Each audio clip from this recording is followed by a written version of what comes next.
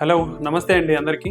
BP high BP అంటే ఎంత? High BP ఒక్కసారిగా చూస్తేనే దానికి మందులు వాడాలి. సో ఇది చాలా ఇంపార్టెంట్. ఎందుకంటే చాలా మందికి బీపీ ఉందని చెప్పేసి మందులు రాసిస్తా ఉంటారు. బట్ ఏది కరెక్ట్ పద్ధతి? సో బీపీ ఎక్కువ ఉండడం, హై బీపీ అంటే మోర్ దెన్ 140 సిస్టోలిక్. 2 వాల్యూస్ ఉంటాయి. పైన ఒక వాల్యూ, కింద ఒక వాల్యూ ఉంటుంది. పైన వాల్యూని సిస్టోలిక్ బ్లడ్ ప్రెషర్ అంటాం, కింద వాల్యూని డయాస్టోలిక్ బ్లడ్ ప్రెషర్ అంటాం. సో మోర్ దెన్ 140/90 ఉంటే హై బీపీ చెప్తాం. దీన్ని ప్రీ హైపర్ టెన్షన్ అంటాం. అంటే మోర్ దెన్ 130/85 ఉంటే ప్రీ హైపర్ టెన్షన్ అంటాం.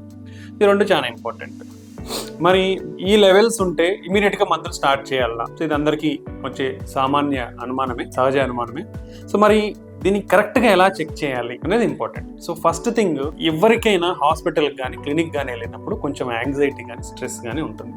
సో అలాంటి వాళ్ళలో కామన్ గా ఒక క్లినిక్ కానీ దీనికి వెళ్తే అందరు బీపీ కూడా ఎక్కువ ఉండే అవకాశం ఉంటుంది. రెండోది, మీ బీపీ అనేది ఇమీడియట్ గా మీరు నడుచుకుంటూ వచ్చిన వెంటనే చెక్ చేస్తారు హాస్పిటల్లో కానీ క్లినిక్ కానీ, కాబట్టి ఎక్కువ చూపించే అవకాశం ఉంటుంది.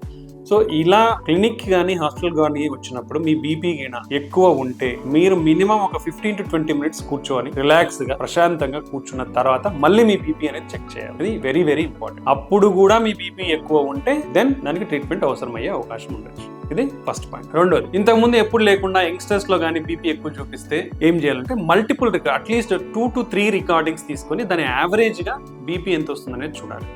అప్పటికీ కూడా బార్డర్ లైనే ఉంది అనుకుంటే 24 hours అంబులేటరీ బీపీ మానిటరింగ్ అనేది చేస్తారు. అంటే మనకి చిన్న బీపీ కఫ్ కట్టేస్తారు. ఇక్కడ 24 గంటలు మనకి ఇక్కడే కఫ్ ఉంటుంది, బీపీ అనేది రికార్డ్ చేస్తుంది.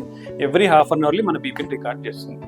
సో ఇలా ఓవరాల్ రీడింగ్స్ పర్ డే 24 గంటల్లో 45 నుంచి 48 రికార్డింగ్స్ తీసుకొని దాని యావరేజ్ బీపీ ఎంత ఉంది, డే టైం బీపీ ఎంత ఉంది, నైట్ టైం బీపీ ఎంత ఉంది అనేది చూస్తాం. దానికంటూ ఒక క్రైటీరియా వస్తుంది. సో ఈ టెస్ట్లో నిర్ధారణ అయితే అప్పుడు మనం బీపీ మందులు వాడాల్సిన అవసరం ఉంటుంది. సో హాస్పిటల్కి వస్తే బీపీ పెరగడాన్ని వైట్ కోట్ హైపర్ టెన్షన్ అంటాము. సో దాన్ని కేర్ఫుల్గా అనలైజ్ చేయాలి. సో ఇది బీపీ నిర్ధారించడం అనేది పద్ధతి.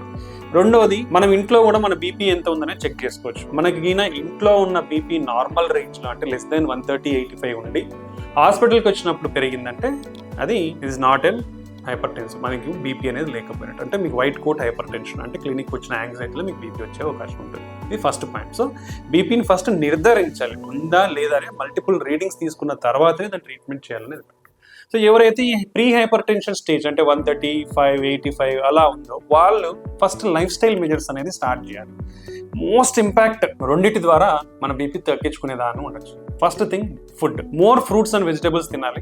సెకండ్ థింగ్, సాల్ట్ తగ్గించుకోవాలి. Salt less than 5 grams per day. ఈ రెండు ఫాలో అయితే మనకు కొంచెం బీపీ తగ్గే అవకాశం ఉంటుంది. Second most important, daily exercise. Walking కానీ some exercise, half an hour to 1 hour మనం వాకింగ్ చేస్తే, brisk walking or jogging or swimming చేస్తే మన ఎక్సర్సైజ్ మన బీపీ అనేది తగ్గించుకునే అవకాశం ఉంటుంది. ఇది ప్రీ హైపర్ టెన్షన్ స్టేజ్.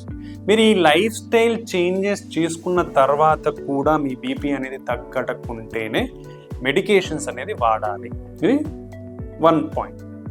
లేదు మీ బీపీ అనేది మల్టిపుల్ టైమ్స్ చూసినా కూడా మోర్ దాన్ 150/90 అనేది ఉందనుకోండి, కంపల్సరీగా మీరు మందులు వాడాల్సిన అవసరం ఉంది. అండ్ ఇంకోటి, మనం బీపీ ఇంట్లో చెక్ చేసుకునేటప్పుడు కూడా ప్రాపర్ మెథడ్ లో చెక్ చేసుకోవాలి. ఎలా అంటే మనం ఫుల్ సపోర్ట్ గా అనుకొని కూర్చోవాలి, మన చేతులు అనేది ఇట్లా రెస్ట్ అయ్యి ఉండాలి, మన కాళ్ళు అనేది నేలకు తాకాలి. ఒక half an hour BP check చేసుకో ముందు టీ, కాఫీస్ ఇలాంటివి ఏమి తాగకూడదు. మీరు ఏ స్ట్రెస్ లో ఉండకూడదు. అండ్ ద సేమ్ వే మీరు బీపీ చెక్ చేసుకున్న మిషన్ అనేది మీ హార్ట్ లెవెల్లో ఉండాలి.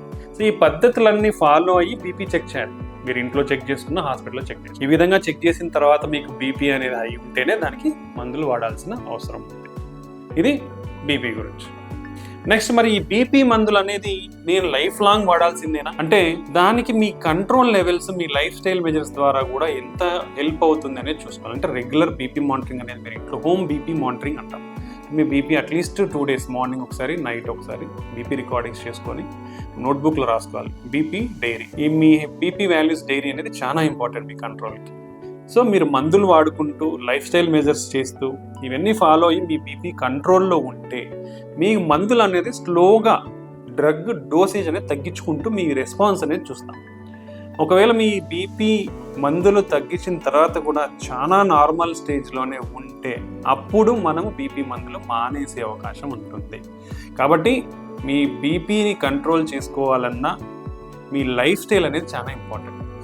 మీ diet, more fruits and vegetables, very very less salt intake and regular exercise. ఇది చాలా చాలా ఇంపార్టెంట్. ఇవి ఫాలో అయితే మీకు మైల్డ్ బీపీ ఉంటే, కొంచెం మాత్రమే ఉంటే, మీరు మందులు లేకుండా కూడా తగ్గించుకునే అవకాశం ఉండొచ్చు. ఒకవేళ మీరు మందులు స్టార్ట్ చేసినా బాగా కంట్రోల్ అయిన తర్వాత మందులు స్టాప్ చేసే సినారియోలోకి వెళ్ళొచ్చు. ఇదండి బీపీ, దాని యొక్క ఎలా కనుక్కోవాలి, దానికి ఎలాంటి జాగ్రత్తలు తీసుకోవాలనేది నేర్చుకున్నాం. థ్యాంక్ యూ అండి.